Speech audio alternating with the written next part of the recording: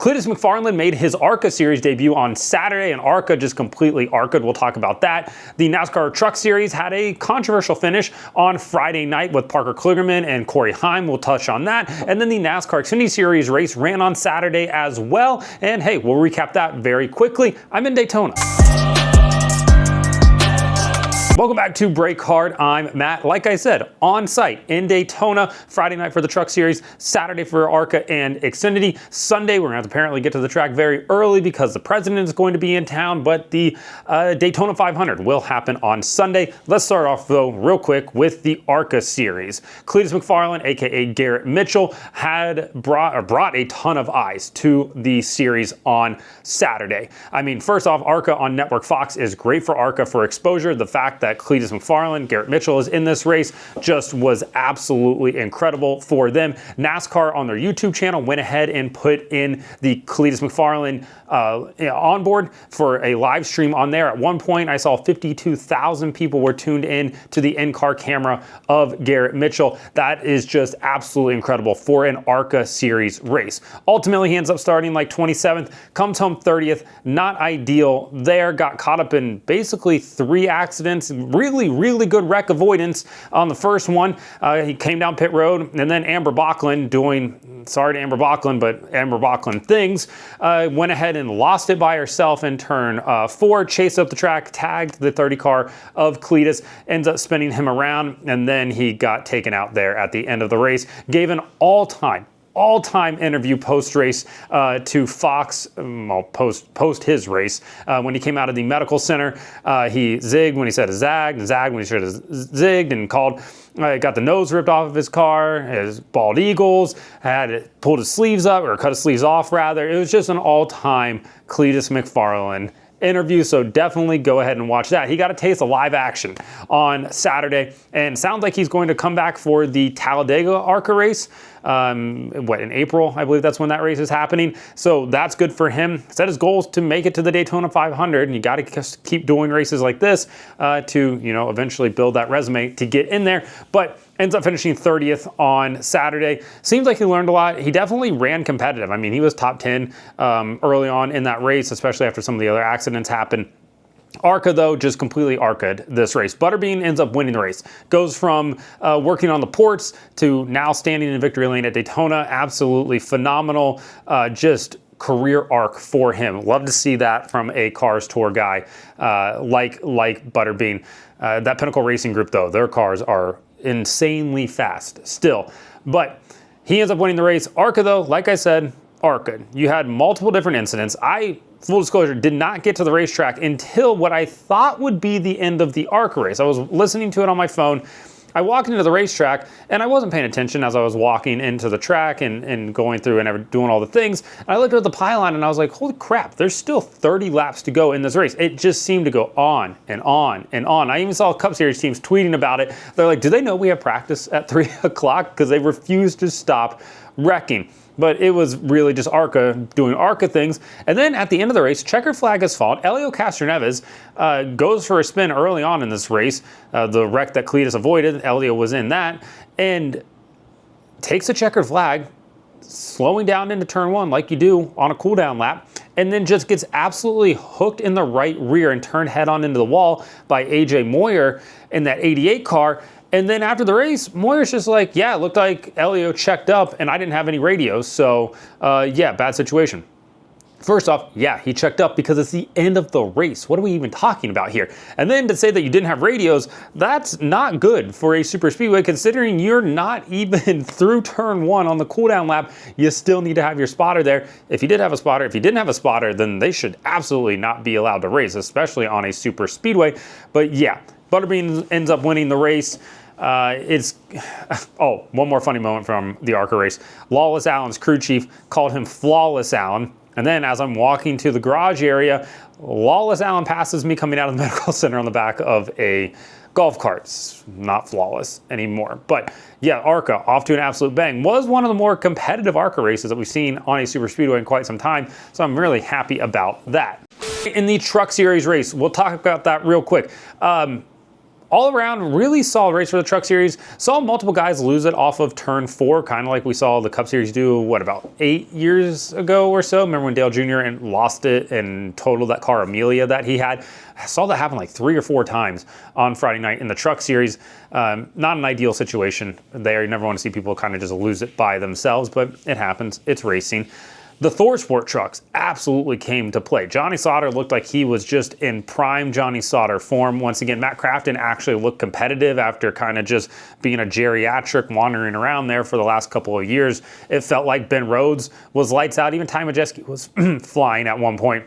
Jake Garcia was existing out there. But that team looked really, really, really stout. And the fact that they didn't win is actually kind of a miracle because, like I said, they were incredibly strong on Friday night. The Tricon Garage cars, trucks rather, got lined up on the outside. They did a really good job, but at the end of the day, it was Parker Kligerman coming out on top, driving for Henderson Motorsports in that number 75 truck. He, of course, has won with them before and looked like he was taking them to victory lane at Talladega. He goes through the whole post-racing burnout, puts the flag in the ground, goes to victory lane, does all that, and then NASCAR disqualifies him. Truck was too low in the rear. Post-race, the win now goes over to Corey Heim, who is winning races left and right in the Truck Series, and now he gets one kind of gifted to him and locks himself into the playoffs despite not crossing the start-finish line first. Now, the problem that people seem to have with this is the fact that they think that NASCAR robbed Parker Kligerman, about 6 months ago back at the Roval. Not even 6 months ago, 4 months ago, back at the Roval in the Xfinity Series when it appeared that he had taken the white flag. The race should have been over, and instead NASCAR said that, oh, he was basically a foot from taking that that white flag. Ends up doing a restart. Sam Mayer ends up winning that race. Parker doesn't. Heartbroken, all the things. And now this happens to him here. Yeah, it sucks. I've seen a lot of people be like, oh, how does it pass one? It doesn't pass the other. Well, it's pretty easy to make your truck pass pre-race inspection, but then, have your, truck shift during the race. Not saying that they intentionally did it. I don't know what the tolerance was. I don't know how much they were low by, but either way, it was still low.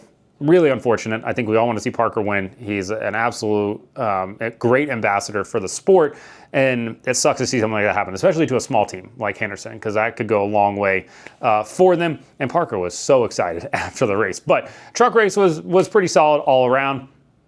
Corey Heim is your winner. Corey Heim locked in the playoffs. Once again, can he get that elusive championship and then maybe potentially possibly move up to the Cup Series? We'll have to see how all that is going to play out for him. All right, NASCAR Xfinity Series real quick. On Saturday night in Daytona, 5 p.m. and then goes to night. It was very nice when the sun set behind the grandstands there. If you're on pit road, it can get very hot pretty quickly there. Humble brag. I know, I'm on pit road. But it was a fun time. Overall, you have Jesse Love going to victory lane, dominating the race after his teammate, Austin Hill, Austin Hill in the Xfinity Series at Daytona, Talladega, Atlanta is basically like Dale Sr. in his prime. The guy is just absolutely unbeatable. Led 56 laps on Saturday night. Eventually, it's just a rear axle seal that ends up taking him out.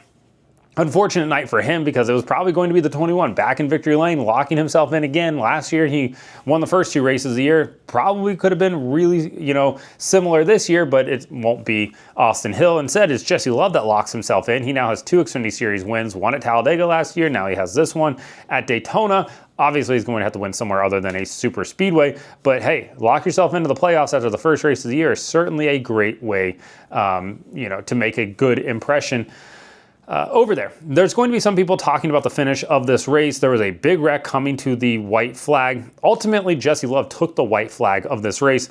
I don't think there's any controversy around that. At least there shouldn't be. I've seen some people be like, oh, they should have run another green-white checker. Hey, why don't we just end the race at race distance? That's what I would prefer to see. I know it's a hot take. People aren't going to like it. They're probably going to come at me with pitchforks. That's fine. It's like Salem all over again for having this take, but I'm fine with ending the race at the race distance. We did get a green-white checker there. He got the white flag. That's what it has to be. Yeah, it sucks that the race has to finish like that. Not everyone's going to finish like that, but yeah, it was a big time wreck coming to the start-finish line. Josh Williams was up in the air. There were cars underneath him. It was a whole thing. Other notable moments of the ARCA, or not the ARCA, the Xfinity race, well, it was a bit of an ARCA moment because Chris Wright coming to pit road in that number 5 R Motorsports car. Listen, all I'm saying, if Chris Wright's going to a team and you're a body guy and you want to have guaranteed employment, they're never going to get rid of you because you're going to have so much work. Go to a team that Chris Wright is going to drive for, because the dude just absolutely trashes equipment. And that's what happened again on Saturday night, because coming to pit road, he just absolutely came in there like a cruise missile, locked onto the 91 DGM car and jacked them up in the air. That Rita's Water Ice car just got absolutely destroyed, sent to the stratosphere like Devlin DeFrancesco at St. Pete was behind the wheel. And for what? And he's like, oh yeah, it was miscommunication between me and my spotter. Hey, listen, bud, I've never driven a race car at speed onto pit road, but I do know that a spotter does not hit the brake pedal for you. That's just kind of on you. Now, said the brakes went out, maybe, possibly, I don't know. I wasn't in the car. All I know is that it just seems to always be Chris Wright, and that's unfortunate. Josh Bilicki in that 91 car came over the radio and said, I knew he was going to do something stupid this week. I just hoped it wasn't going to be to us. Guess what? It was to them, which is unfortunate. So overall, the Xfinity race, really solid. Wreck really early on in the race. Friend of the program, Daniel Dye, got taken out in that. That sucks for him. Connor Zilic looked pretty strong as well. Certain points of this race ends up getting taken out in another big wreck as well. Finishing the top 10, you got Dean Thompson, Jeremy Clements, Patrick Emmerling, who won a bunch at New Smyrna, 4 times this week in the World Series of Asphalt and the Modifieds. Great run for those guys. And Matt Benedetto, hey, not the biggest Matty D guy, but hats off to him and that Viking Motorsports team. Switched to Chevrolet, got a new number, got the ECR engine package, gets a P11 out of this event. Overall, really liked what we saw from the ARCA, or the Xfinity Series. I keep wanting to say ARCA. Xfinity Series on Saturday night. Carson Kvapil comes home P4. Good run for he and that number 1 team. Their first time working together, and his first race of his first full season in the Xfinity Series. So let me know in the comments what you thought about Cletus McFarland's debut, the ARCA race, the truck race, the finish, the disqualification rather, the Xfinity race, and the finish there. Like and subscribe to the channel. Follow me on TikTok at BrakeHard, Instagram, Twitter, and Facebook at BrakeHardBlog.